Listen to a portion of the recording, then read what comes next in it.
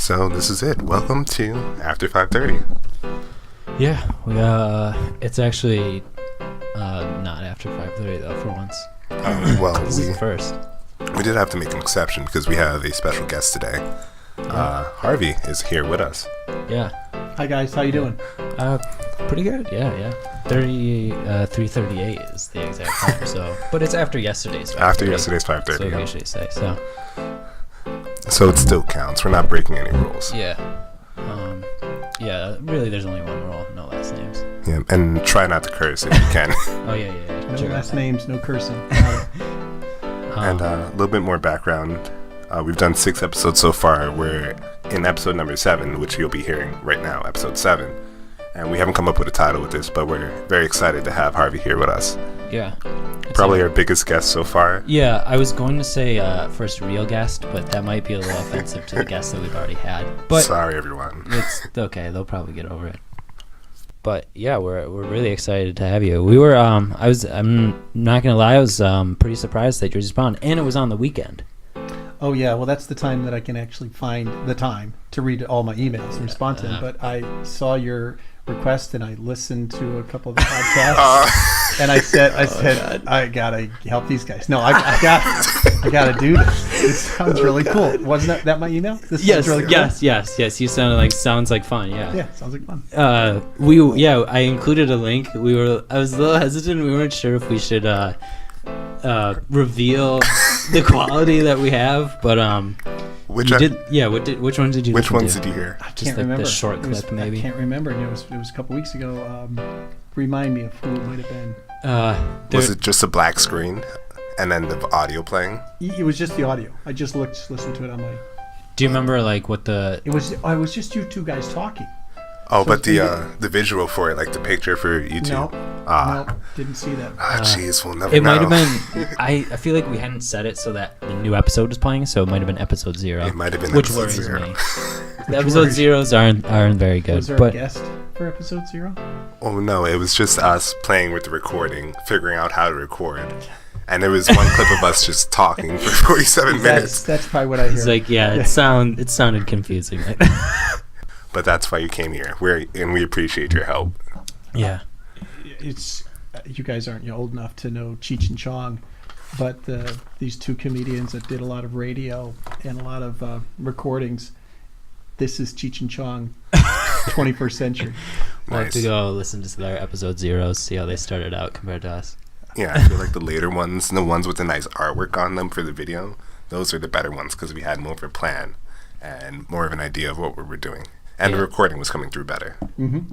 The technology, the understanding of how to use it. Yes. Yeah, we were, Zach was a little... Our sound engineering department is going... Yeah, it's definitely... the budget's the same, but the knowledge base has increased. 3 microphones and a headphone splitter. Yeah. It all fits in the book bag. So. And I've been told that you've named your microphones. It's just... Oh, well, that one's named Snowball. Snowball, and that's Thor. Chris doesn't... We just have a name. We just call it, what is it? The U4F or whatever it shows up on. It's called as 2 USB PNP or something like that when I put it in. Yeah. It's not the shiniest, but it gets the job done, and it doesn't go out randomly every podcast. That's not the microphone, that's the cord. Okay, what am I just saying? Well, anyway, for the podcast, what we usually do is we have an intro segment where it's more casual, very casual, actually, more casual than usual, where we'll have a story of something that maybe happened to one of us or a guest during the week. So one of the things that I wanted to bring up for this segment was that we need to do something about the lecture halls. And this isn't I need to get the president, I need to get his attention and make him listen to me. This is just a silly story. It's not But we need to do something about the lecture halls because I think they're haunted. They are haunted. I think they're haunted, especially in the morning, because I'm in one of the chem classes where it's 200 people in the section, and it's always full. Most of the seats, on the first day, it was completely full, with maybe the exception of 3, 4, 5 seats. But lately, I've been noticing this one person who's always sitting by themselves, always on the opposite side of the room, and I feel like she's looking at me the whole time. I hate that when you're not sure if someone's looking at you, but it seems like they're too far away, so there's no way you can know. But they look in that line. So you think that this person across the hall is a ghost. I think so, because they're always by themselves. One seat on the right, one seat on the left. That never happens. It's a full class. And I always feel like she's kind of looking at me out of the side of her eyes. So I'm not sure if it's a real person now. Because like the way I'm looking at you, that's what I feel like from across the lecture hall. Which lecture hall? What's number 2? Number 2. 2. Let's recommend that students don't go there. Yes. Yeah, we'll probably have to. Yeah, I'm willing to go down there myself and maybe tape it off. Just At least those seats. Yeah. But Or we can just get some Ghostbusters. oh, true. We can contract those type of people, right? Yeah. You can have a television show or a radio show. You could go in with radio equipment. Mm-hmm. What's the name of that show? I feel like it's like sci-fi. Ghost Hunters. It's a little Something like that. But yeah. they usually don't end up doing anything. It's like they record it and then they show the owner and they're like, oh wow, I was right, it was haunted. And then All right. Good luck with that. and then they're like, well, you're welcome for the keepsakes and call us back if you ever need think you're haunted again. But do you think that, now we're in the technology realm here, can a soul actually exist? Is there some entity that's left after somebody dies? That's I think it's interesting because when you lose a friend and you go to the ceremony or the event afterwards, I always sense that person is there because all the people there are thinking about that person, and all of those energies can actually create maybe not the physical aspects of that person, but the awareness of what that person was in kind of a 360-degree view, because everybody knew that person a little bit differently. yeah. And you can, so it almost feels like a ghost, but maybe it's our interpretation of our this shared is a good experiences. theory though, like 3D emotional imaging of entities. We could Yeah. write a proposal. Yeah. NSF could fund this. TM right now, I'm just going to say that so that all our ideas are Trademarked. trademark. Trademark. But yeah, we'll look into that. If we find something, we might not hear from this episode for a while. We need to wait till. But yeah, and plus I feel like, I mean, if I was a ghost, I would definitely show up if there's a bunch of people thinking about me. Sure. I What's assume- going on over here? Yeah, like y'all thinking about me over here? But yeah, I guess if personally, on the list of things that are like somewhat unbelievable, it goes like aliens, and then ghosts is like next. Like ghosts is next for me. Like I like to believe they exist, not the scary ones, but like after people pass away, it comforts me if I think that they're aliens. Like around. Aliens I think are they're there, but they can't be really seen. They're too far away. Yeah. There's going to be inhabitable Yeah, planets It's a somewhere, right? really big universe out there. Yeah, It's a big universe. It's out there. 99%. Billions and It's like billions. basically a fact that Yeah. they exist.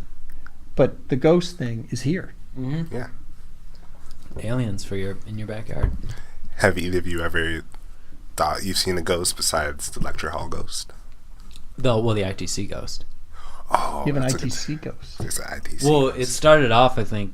Did it start off as a joke? Well, no, that was me again.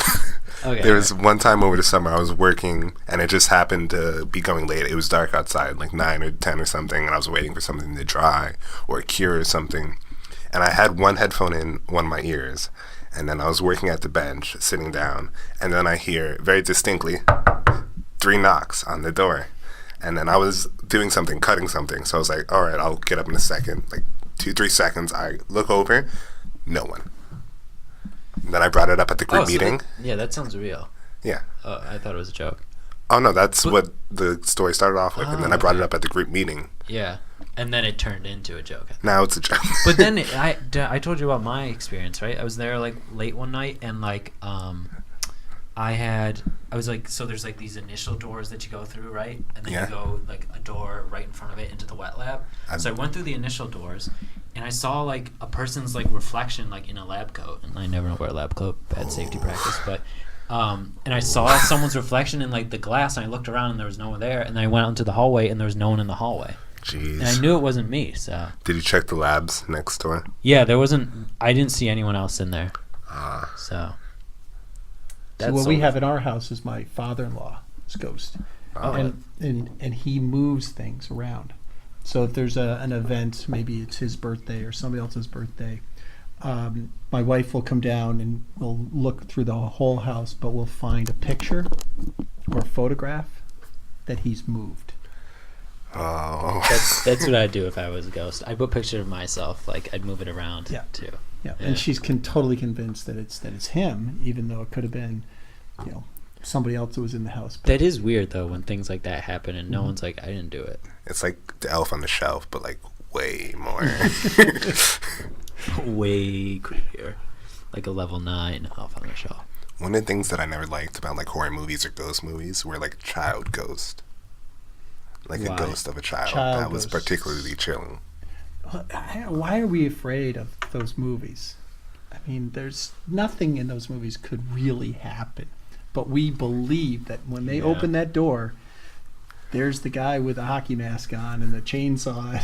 Yeah, have you ever seen, I feel like there's like a meme of it, but like that fear of like a shark is in a swimming pool.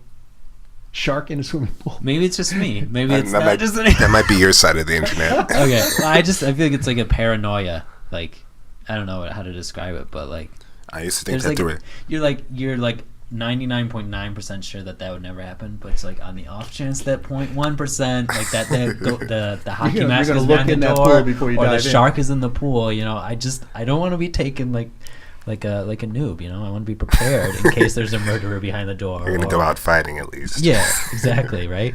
Like I knew it. Like I'm not completely surprised. On a related note, when I was little and I was learning how to swim, I used to think that there were lobsters at the bottom of the pool, and if I touched the bottom while I'm swimming, they would chop my toes off. Okay, well So- that I can confirm is definitely just a you thing. Yeah, At least my thing was like realistic. Jeez, wow. Not in front of the president. Swimming in lakes is tough, though, right? You never know what's in a lake. Yeah, that I have problems with. Yeah. I'm not gonna lie. Do you have anything irrelevant that happened to you? Not irrelevant, but slightly entertaining, but... I feel like most of the entertaining stuff happens on campus, but I'm usually not there.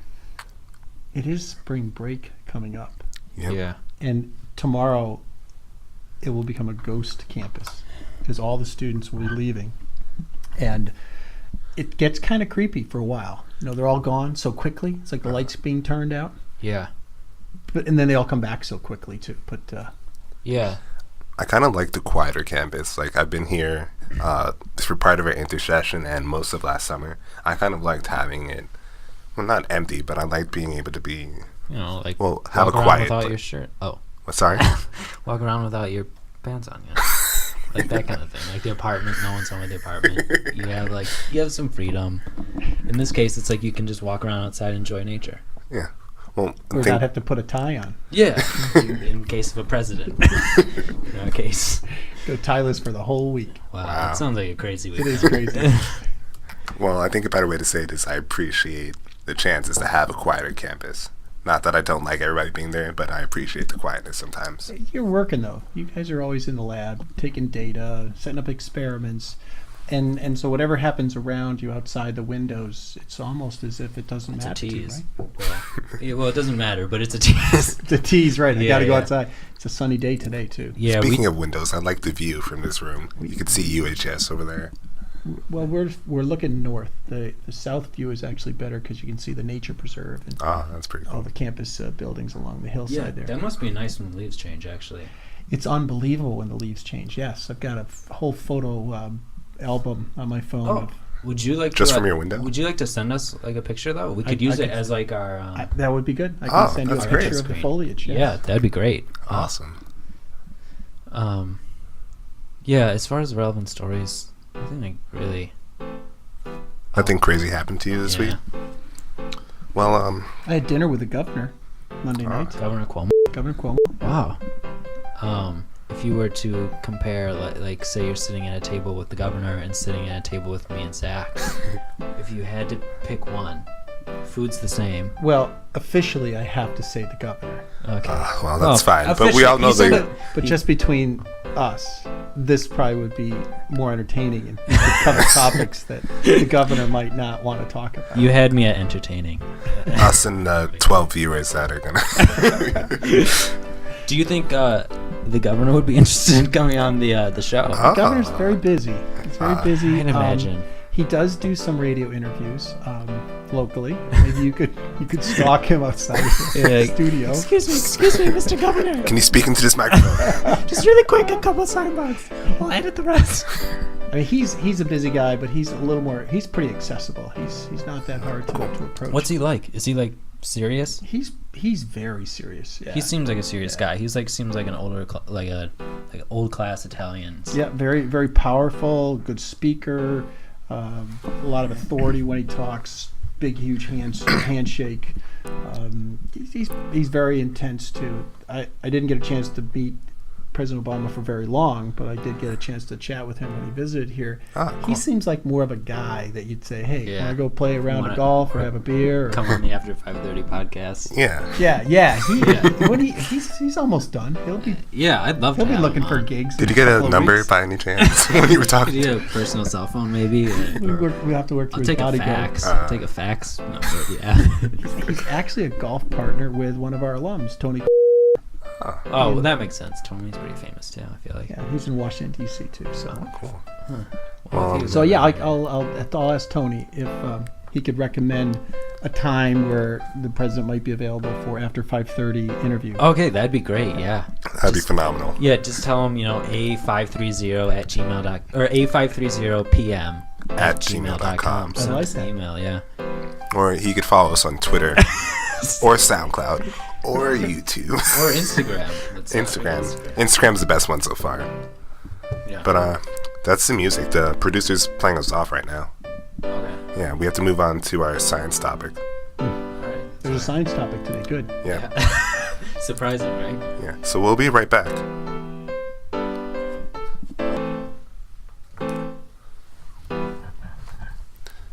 And we're back. It's still before 5:30, but after yesterday's 5:30. Yeah. And this morning's 5:30. And this morning's. True. So the topic we want to talk to with Harvey today is about Tesla. Yeah. I was reading stuff about Elon Musk, like the guy who basically owns Tesla. He's like not a huge fan of hydrogen fuel cells, which is like, a topic that's thrown around like as like basically one of the possible solutions to like energy crises, right? But he's like totally against them. And actually, once you like read about it, it makes a lot of sense like why they're not that great. Apparently, I mean, I don't know how much you guys know about it, but it's like converting hydrogen to like basically energy is like 1/3 like as efficient as like just typical like electrical or other types of fuel cells, which you could just basically use electricity like an alternative renewable source of electricity instead and basically get way better power output. A huge topic, and one that I've spent a lot of time thinking about, working on, wrote some papers on hydrogen fuel cells. But the concept of hydrogen fuel cell vehicles versus electric vehicles is something that I just had a debate with a scientist who's at Cornell, because he was looking for funding. He wants to put in hydrogen fueling stations in the Ithaca area as part of our upstate revitalization grant, because he believes that hydrogen fuel cell cars will be the solution to the energy crisis. And so he's one of those guys. yeah, he's one of those guys. And I said, wait. I said, let's just start from the simple fact that you can buy about 7 different plug-in electric vehicles right now. Right, without the need for those fueling stations. Right. So you got the i3 from BMW. You've got the Volt from Chevy. Yeah. You've got the Prius. You've got the Leaf. You got the Tesla. So you have all these things that have already made it into the market, and they're not that expensive. Right. And you can plug them in your garage and charge them up every night. There are no hydrogen fuel cell cars. Toyota's got one that's kind of experimental. Where are you going to find hydrogen? How are you going to get the hydrogen into the car? Yeah. And he said, well, those are just some of the details, but when you look at the overall efficiency, it's better. And I said, no, it's not better, because you actually have to use electricity to generate the hydrogen. Which you could just Why don't you just put it in the car? Cut out the middleman. Just put it in the car. So it seems obvious, but he one of his arguments, which is sort of valid, is that you can fuel the car faster than you can charge the car in a battery. So you can essentially fill a hydrogen tank as fast as you could fill a gasoline tank, maybe even a little bit faster because it's compressed gas. Whereas charging Tesla can take a couple hours.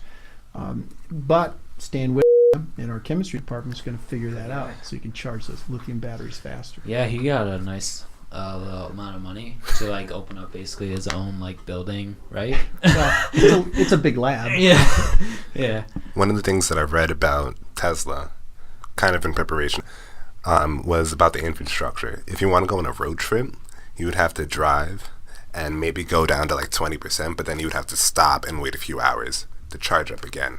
Yes, I just met one of our alums who works for Cisco out in California, and he just got a Tesla. And within a week, he got hit. His Tesla got hit.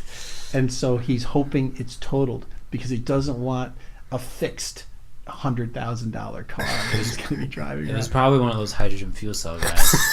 Probably they got an extra guy and they're stalking just him. like, hey, there's one of those Tesla cars. Run Let's into him. get him. Let's go. So he was saying how the car is so smart. It does a lot of driving on its own, so you don't have to really steer. It will steer for you. It also is so smart that you tell it where you're going to go, and it tells you how to get there, so that if you do run out of, and it's got a 300 or 400 mile range, if you do run out, it'll tell you where you're going to have to stop in order to charge. And I think the charging times on some of these high voltage systems is only maybe an hour or so. So you could stop for dinner or lunch and probably get a charge. I think they're also talking about, and I don't think this will ever happen, a battery swapping system where you can actually take the battery out, put another battery in. But they're huge. These batteries are huge. Yeah, that's like 1,000 pounds. Like taking an engine, it's like, oh, let's switch them out right quick. Yeah. Throw this one in the back. Hope it fits. Yeah. But there's some downsides to battery cars too. I was looking at the Chevy Volt, and I got a test drive for a weekend. Took it home, drove it around. It's fast. It accelerates really quickly. It's noiseless, but it turns out the noise of a car isn't the engine. The noise of a car is the wheels on the surface of the road. So it's about the same noise level inside the car. Okay. But what I found was that in my garage, when I plugged it in, it was going to take forever to charge because it was 110 volt. So you really have to go to that 220, 240 volts. I have like a paranoid fear. I mean, not that I plan on owning an electric car. I have the money to do that anytime soon. But like when you forget to charge your phone, like forgetting to charge your car seems like it might be like a little bit more of a problem. Could be a slow start to Yeah. the day, right? I'm going to sit here for 4 hours drinking coffee while my car Boss, charges. this is embarrassing, but I forgot to plug in my car. I got my phone. I'm but going to be not a my little car. late. And the other thing is that if you leave them in a hot environment or a very cold environment, they lose their charge without even running. True. And the battery in a hot environment will actually deteriorate so that it can't charge as well. So there's a lot of problems with the lithium-ion battery right now. But even at $2 a gallon for gasoline, electricity is about equivalent 60 to 70 cents a gallon. So you can drive 3 times as far on electricity for the same dollar as you can for gasoline. Nice. That sounds good. What about like the idea of like having the Flintstone cars where we just run with our feet on the ground? Do you think there's any manufacturers trying to like research that maybe? Did I? I mean, I would like to believe, like maybe Ford's got some like secret lab where they have a bunch of interns like kind of like holding on with. So we're here in the Binghamton Southern Tier, right? And it's really hard to get around on bicycles here because there's really not a bike-friendly route between here Not and yet, Binghamton. right? Not They're yet. making the new thing. We have won the money to build that bike trail. It'll go right along the parkway. Nice. It'll be fun. And I think then that's the Flintstone mobile, right? You're getting on your Of the bicycle. 21st century, yeah. And now they got bicycles that have batteries on them too, right? Yeah, there's definitely electric engines on these bicycles. Yeah. Zach is actually an avid biker. He bikes everywhere. He doesn't own a car. Maybe that has something to do with it, but he does. How far away do you bike to work? UP to ITC and then to campus sometime. That's a tough ride there. Nah, it's okay. It's It's not long, 300 but the yards. hills. Yeah, those 300 yards will get you. and it's all uphill or downhill. There's no in between. That's true. No, that's good. I think when I was in grad school, I had a bike, and I lived in Boston, so driving and parking was impossible. Taking a bike everywhere was definitely the easiest way to get around. There is this one cool bike, since we're talking about bikes, there's this one cool bike, set of bikes called the Phantom bike. and they're a 49cc engine on a bike. And there's two versions. There's a gas version and an electric version. Mm-hmm. Both extremely relevant to what we're talking about. But they were featured on Leno's garage, Jay Leno's garage, and he had the owner there. And they both took them out for a ride, and they both looked like a lot of fun. Did they say, are they expensive, or are they I hard to looked them find, up or for are they- myself, $2,400 Okay. Cheaper than your for, car. I think, the gas version. I think the electric one was up in the 3,000 range. Mhm. You should be able to make one. You guys are engineers. You should make one yourself. Come on. That's an idea. I'd actually just like to see Jay Leno like on a bike. I don't He- know why. I feel like it'd be really interesting to see. He had the nicest bike. He was in the video, and he was just riding around. Yeah. It looked real nice. I feel like he'd be really happy. Like he'd just look really happy looking while he's on the bike. Yeah, he's really into cars. The whole show is about just different Right. cars and engines. So what do you think about the city bikes in New York City and all the different cities now that? I went abroad to Prague. I tried like that type of system in Prague, and I Yeah. really liked it. Yeah, it is pretty cool. Yeah. Once you realize that you're going to do it and not just test it, you're going to really do it and use it for the whole day and go from place to place, and you know where the stopping spots are. It is good. It is very Yeah. cool. A little dangerous in Manhattan though. A little worried about the traffic. Yeah, even I did it in Boston one time, and it's like, I mean, you have to obviously be like conscious, like, and actually the most annoying thing is like the dirty looks you get from people who are walking on the sidewalk, because it's like, I'm sorry, I'm just trying to ride a bike here, and they're like, Excuse me, "Okay, ding, get ding, out of the ding, way." ding. Excuse me, ma'am. Yeah, so it's like, and sometimes you have to slow down to like a crawl while there's like someone right. But I actually do really like the idea. It was like, it's really nice. It's fun, like when you just have time and you're getting around the city. It's pretty cool. And you do know that company is the CEO is a Binghamton alum.